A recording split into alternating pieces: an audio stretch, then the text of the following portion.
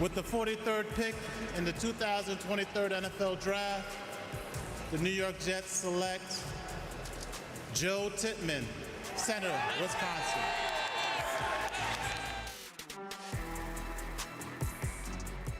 Welcome to Jets Overtime, presented by Duncan. Eric Allen here at One Jets Drive, joined by Brian Baldinger. It is a great Friday night with Baldy in the house. Yes. And how about that? It seemed fitting.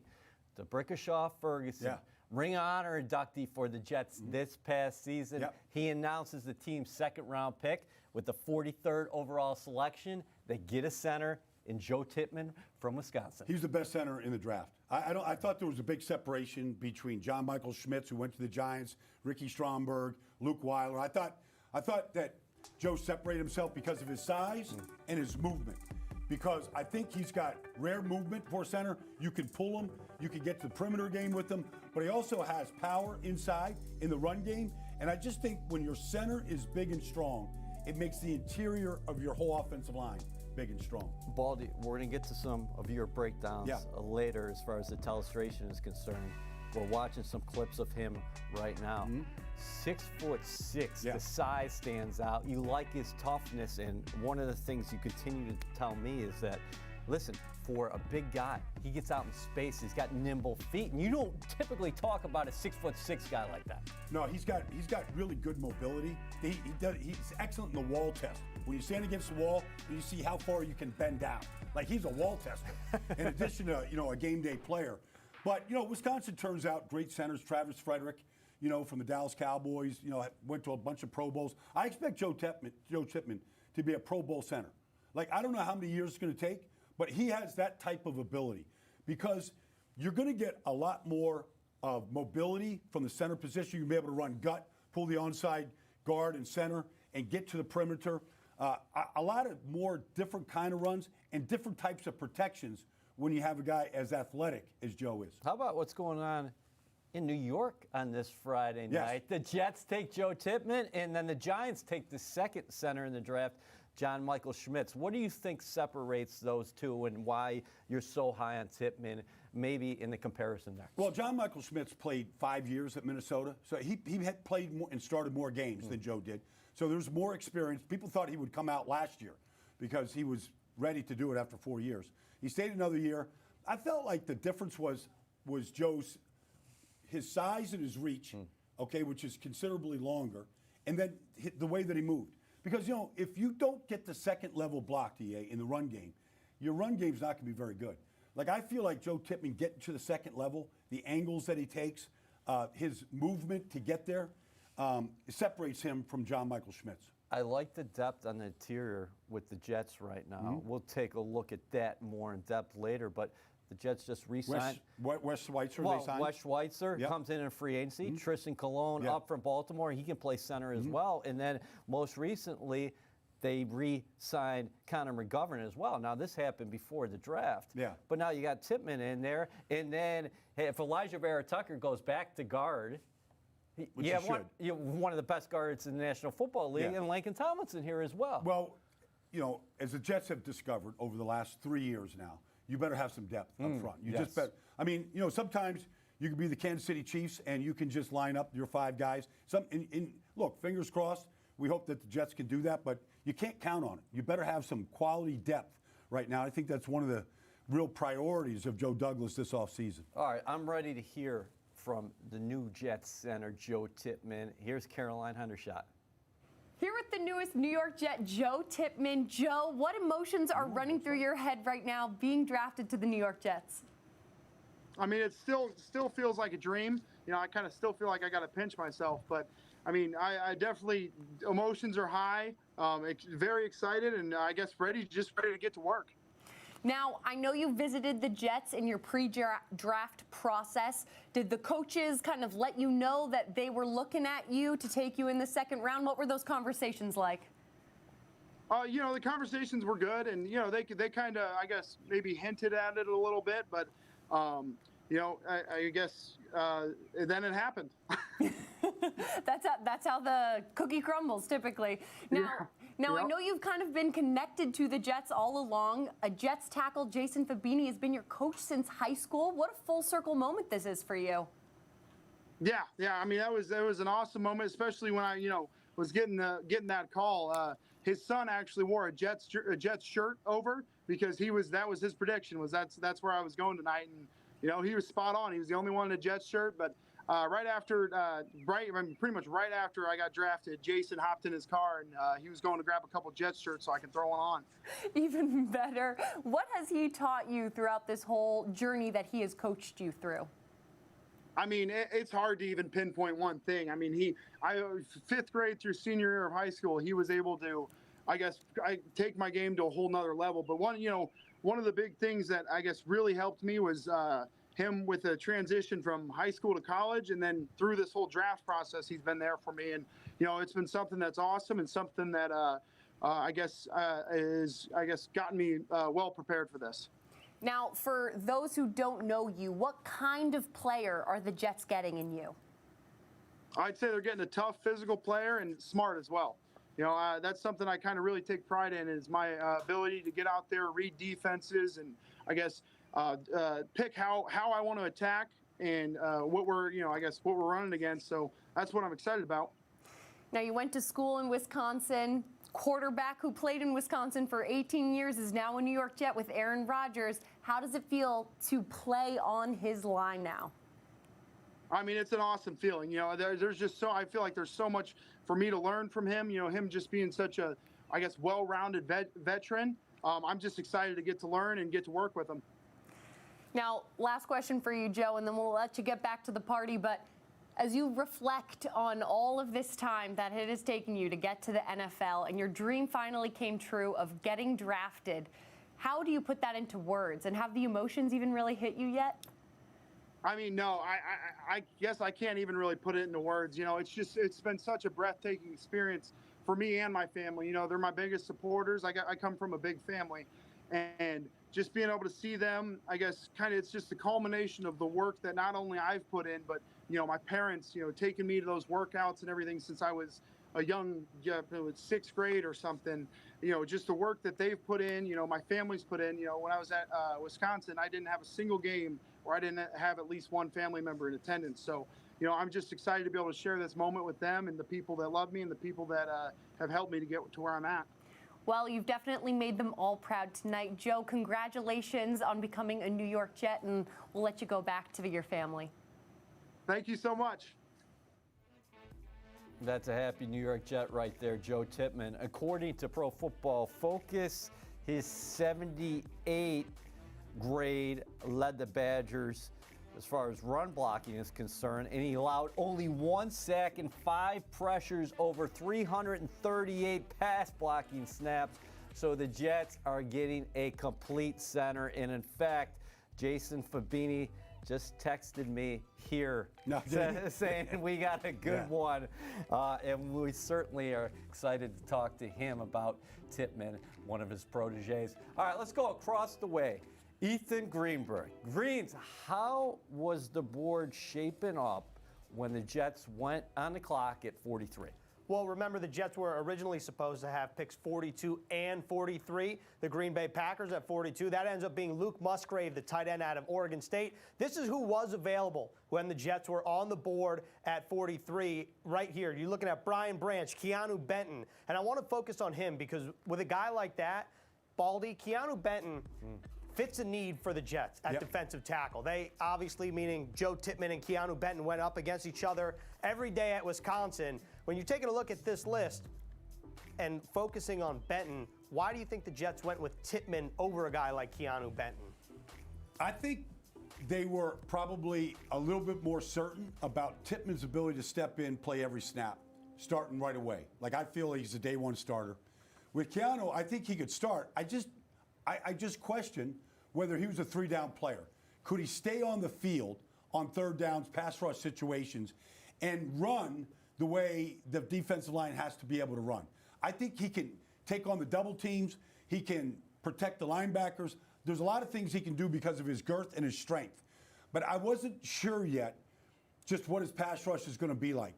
And I think that's why he went in the second round and not the first round. But there's no question that these two Badgers, iron sharpened iron, every day in practice, one made the other better, I think. EA, when you're taking a look, let's take a look at the list again. Oh.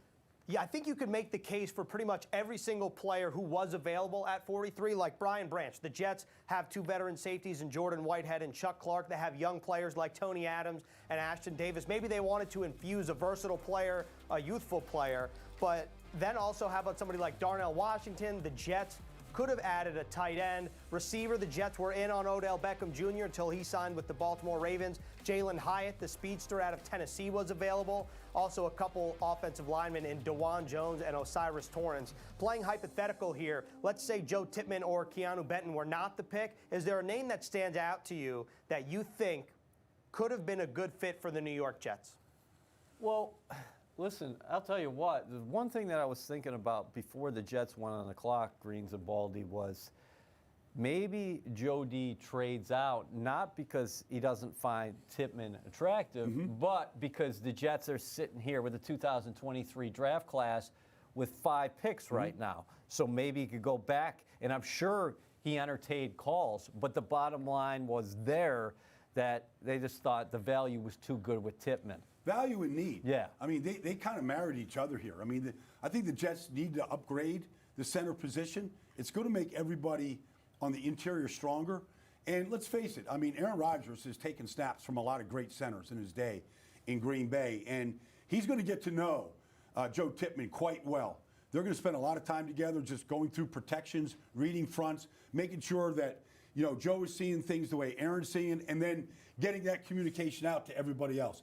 Because nothing's going to ignite a little firestorm quicker in your new quarterback than breakdowns up front. Look, when you're taking a look at the list that we just talked about, these are like real war room conversations, you would imagine, between Joe Douglas, Rex Hogan, Chad Alexander, the rest of his staff. And this is going to be a conversation not only at pick number 43, because the Jets could have moved back. Remember, tomorrow on day 3, they only have 3 picks, 1 in round 4 and 2 in round 5. But that's a conversation for tomorrow. All right, let's get to some Baldy breakdowns. It's the 2023 NFL Draft. And Baldy, you're a former offensive lineman. Let's start with the Jets' second-round pick. Joe Tippmann from Wisconsin, the best mullet in the draft. And, oh, by the way, pretty good football player. And the best center in the draft. And let me just show you some of the things they did with him at Wisconsin. There he is in a circle. All right, on this play right here, he's going to actually pull and block the defensive end. All right, like you don't see this type of action right here very often in any level of football. But right here on the outside, there he is. All right, you watch him right here. He's controlling the edge from the center position. All right, unique, but he's got that type of athletic ability. All right, so that's part of what Joe Tippmann can do. Now, you watch him in the run game here, and from the running position right here, like this is the old choke block right now, okay? So when you watch this, you go, okay. So they're going to pull the guard, all right? So Tippmann's going to pull back, the guard's going to pull. All right, power football right here. All right, that's what they do at Wisconsin. But watch Tippmann here. When he blocks back and he chokes block right here, bam. Now, you get this right here, and you get this movement that you're looking for. Like number 75 is going to move this pile, all right, and the back's going to cut right behind him. You get movement at the point with Joe Tippmann, and you get athletic ability all at the same time. Baldy, I love his size. 6'6". Yeah. And he's got good feet for a big guy. Yes. And his mentals are very good. He's a smart ball player, so he's the complete package at the pivot. No doubt. So he's exactly what you're looking for. And I always feel this, EA. If your center is big and he's strong, your offensive line is also going to be very cohesive. It starts with the center.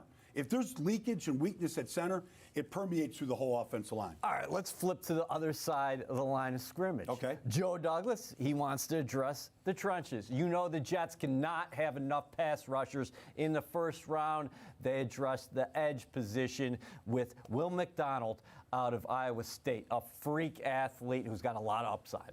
Yeah, so when you watch Will McDonald right here, all right, here he is on the outside, all right? So he was, you know, they run this 3-3 double cloud defense. That's not for anything here. But watch him turn this corner like a fine European sports car, EA. But here's the key. A lot of guys can turn the corner. But watch this right here. This is what I'm looking at. The bend. The bend. This is what he can do. He's an elite athlete. Like, he can touch the grass, turn the corner right there, getting to the quarterback. All right, that's what he specialized in. He had, 35 sacks at Iowa State. He could do that. But in addition to that, he's got a long wingspan. All right, he's got a 35-inch wingspan. And so when you watch this right here, you can see his length as he comes off the edge right here. So he's got a long arm right now. All right, now, once he turns the corner on this tackle, right there, you see he's got that long arm out there? He's got the long arm. He's going to knock that ball out. All right, and that's what he did. He had a lot of forced fumbles there at Iowa State. And so he's got length along with the ability to dip, to bend, and he's got great short area quickness to him. I'm glad you mentioned the forced fumbles because he had 10 forced fumbles at Iowa State. You know what forced fumbles do? They change the game, EA. Forced fumbles change the game. And Baldy, you're always a game changer, especially doing the film. Thank you, EA. Thank you. Be there for every unforgettable moment this season with Aaron Rodgers and the New York Jets. Lock in your seats at nyjets.com/season tickets. You are watching Jets Overtime presented by Duncan, Eric Allen, Brian Baldinger. It is night 2 of the draft. I want to look at the landscape of a couple of positions the Jets have addressed here early.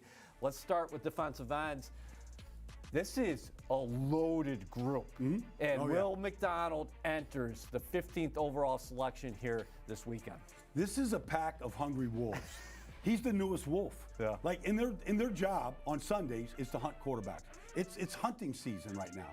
And he's going to learn very quickly how important that is to Robert Saleh and the whole group, because that's what Aaron Rodgers found out when the Jets went there and beat him last year. Like, they get after quarterbacks, and it's a lot of fun when it's working. Our buddy Bart Scott always talks about the NASCAR package as far as the speed from the pass rusher position you can put on the field when you're winning on early downs. Yeah. The Jets could be downright frightening next year if they are playing with the lead late, which we've been talking about all weekend. You would think that this team is going to have a better opportunity to play with the lead with a guy like number 8, Aaron Rodgers, leading the way offensively. There's no doubt. And then, you want to put as much heat on the team trying to catch up. And then ultimately flipping it around. Aaron wants to be able to hand the ball off to Breece Hall and company when they've got a lead in the final 4 minutes and finish the game with the ball in their possession. That's the goal of every offense when they've got a lead, no matter how slim it is, late in the fourth quarter. McDonald is a piece of clay right now. He started playing football when he was a junior in high school. What does he have to work on here early in his NFL career? Well, I think the big thing is it's going to be a different level of physicality on Sundays out there. You're going to see tackles, left side, right side, that are 320, 340 pounds that move really well. And so to beat them, you've got to have a plan to beat these tackles and to beat the protections. It could be slide protection, it could be chip blocks. That you got to have a plan to beat these guys. At Iowa State, it's a pretty simple system. It's a 3-3 double cloud. You got to beat one guy. In the NFL, when you're good and you got a target on your back, you got to beat 2, sometimes 3 guys. And so you got to have a plan to do that. Everybody talks about the wide 9 here with the Jets. Is this the perfect place for him to go, where he's not going to have the pressure immediately, where he's got to excel on first down week 1? He's not going to be put in that position, I don't think. Look, we'll let the competition play out. Right. We'll see how he does. I believe he's got to get stronger. Okay, I believe he's got to work on his array of moves and how he puts them together. And then ultimately, there's going to be a rotation. Yes. There's 17 weeks. There's a lot of plays to play. Like, keep them fresh, keep them healthy, and keep them effective and win in the fourth quarter when these games are hanging in the balance. Second consecutive year, Joe Douglas addressed the edge position in round 1, of course, moving up to get Jermaine Johnson. Last year, this team also has Carl Lawson, John Franklin Myers, Bryce Huff. They like Bradley and I. I mean, it is going to be something else on that. Well, competition is good. Competition is good because, you look at a team like the 49ers or the Eagles that high up there in sacks. I mean, they dress 8, 9, sometimes 10 defensive linemen. Yep. But, there's special teams. There's special situations There is the NASCAR package in some situations. You want to be prepared for all of that, but ultimately you want to keep guys fresh through the whole season. And where guys aren't getting worn down, injuries will happen, guys will get nicked up, but you just want to have the depth to be able to maintain that level of intensity off the defensive front. And the key point in this, in terms of McDonald, is the Jets had him rated as their #1 pass rusher in this draft. Okay, let's look at the They landscape. had Jermaine Johnson last year as the #1 pass rusher, too. and That's they got right. him. So, hey, listen, you can't beat that. So let's flip it to the offensive side of the ball and look at the center position. We touched upon it in our open. Connor McGovern just signed, re-signed. Wes Schweitzer coming over from Washington. Tristan Colon coming up I-95 as well from Baltimore. And now Tippmann added to the equation. On the surface, this is going to be some kind of competition. Can I ask you about Schweitzer? Because here's a guy that I don't know if a lot of people up here are too familiar with, but got a lot of starting experience with Washington, and he fits that mold of something that Joe Douglas really likes, providing that versatility. He can play guard and center. Well, he's played both right guard and left guard and started at center. Yeah. So the interior 3 positions, he's very adept at. He's been in the league 6 years. Like he's a guy that you want to dress every week, and to me, that's his role.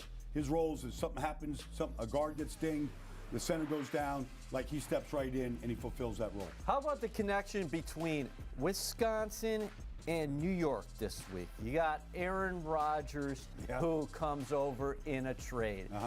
Will McDonald, he's from Wisconsin. That's right. Went to high school. I know where you're going here, Ian. I got you. And then finally, the Jets in the second round tonight, Joe Tippmann, the center from Wisconsin. I mean, just bring the cheese. Just bring the cheese, EA. Like it's that kind of a year right now. But like Wisconsin has been putting out quality offensive linemen for a long time out of that program. I mean, the first thing you do is when you go to Wisconsin is, like, it's funny watching the Badgers play because there'll be a TV timeout and the line just huddles by themselves, like 5 silos storing cheese or storing wheat. They just stand there by themselves. They're not part of the conversation about what's the pass play, what's the protection. They just get out there and get it done. But it starts up front at Wisconsin, and there's just been a long history, Joe Thomas, like just a long, long history of great offensive linemen coming out of that program. There was an element of surprise, at least from my perspective tonight, that Tippmann was still on the board at 43. It's always interesting to see where teams value centers, right? Because it was him and John Michael Schmitz neck and neck for a long time. And when was the first guy going to go? And the Jets had their pick. They could have taken either one. I believe that Tippmann, to me, when I evaluated these guys, was a better player and a better prospect going forward because of his mobility. Now, you know, you also can build a different type of scheme when you've got a mobile center. I live in Philadelphia, been watching Jason Kelsey do this forever. Like, get out of the perimeter and lead these sweeps. And when you got a back like Breece Hall, like, sometimes you want to get him to the perimeter, and you need that lead guard or that lead offensive lineman to turn the corner with. Jets Overtime Special tonight is presented by Dunkin'. The Jets do run on Dunkin'. It is night 2 of the 2023 NFL Draft. So far to date, the Jets add Will McDonald, the 4th out of Iowa State in the first round. They come back on Friday night and pick Joe Tippmann from Wisconsin. Let's go across the way to Ethan and Caroline. What do you all have? Well, you could definitely feel the excitement with another draft pick on the books, but first and foremost, social media. The guys reacting across the board. Once again, they're excited for a new teammate, so we're going to dive right into it, socially speaking. First and foremost, DJ Reed. He has been glued to his TV this weekend. He's excited about the trenches, baby. Yeah, he was really excited about Will McDonald as well. That's a current player. How about a former player, former offensive line for the New York Jets? Damian Woody says he loves it. I mean, this is not surprising to anybody, but of course, D. Wood is in favor of Joe Tippmann. Of course, and a huge compliment.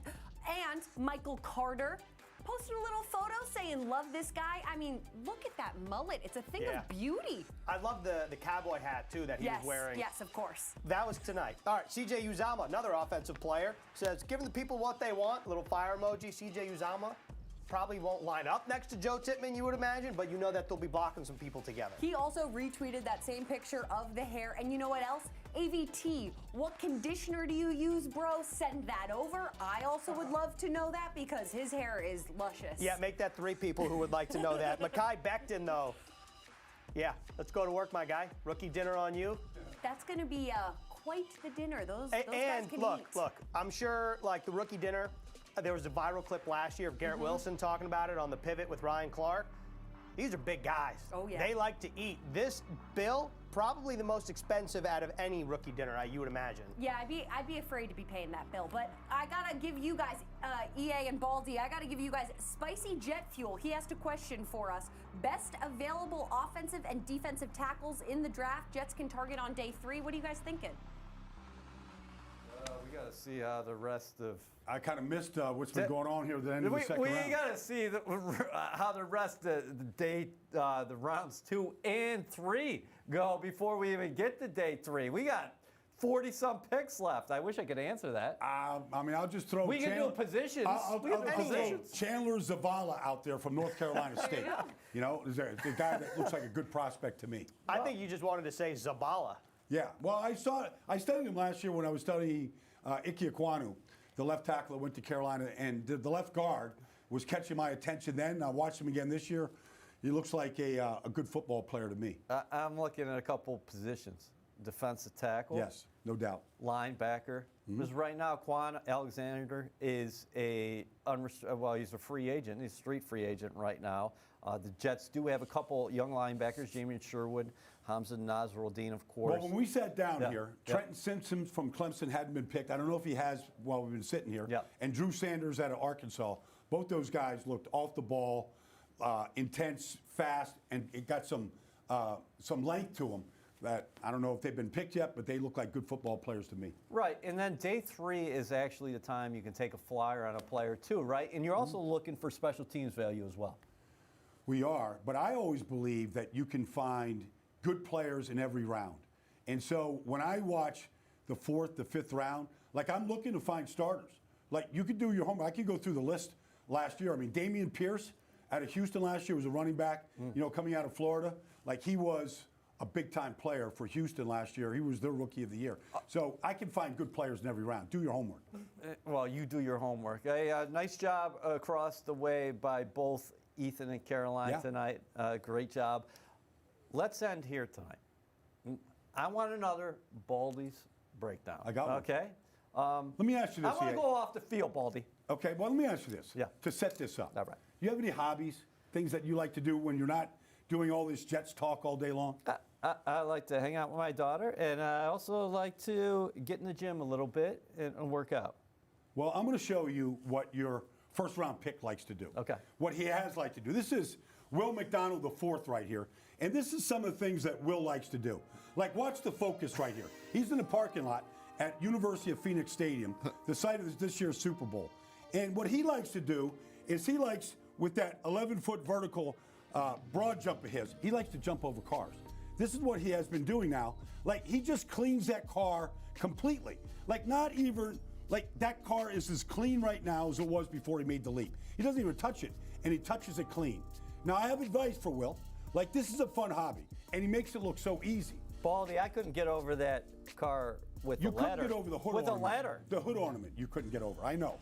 But I'm just saying, Will McDonald the 4th, my suggestion is, done with the cars, start leaping over offensive tackles and running backs trying to cut you. Make that leap. So we got to go. But Will McDonald said he officially has retired from jumping over cars. Good. And he can throw it out, throwing in pretty good too as far as the reverse dunks are concerned.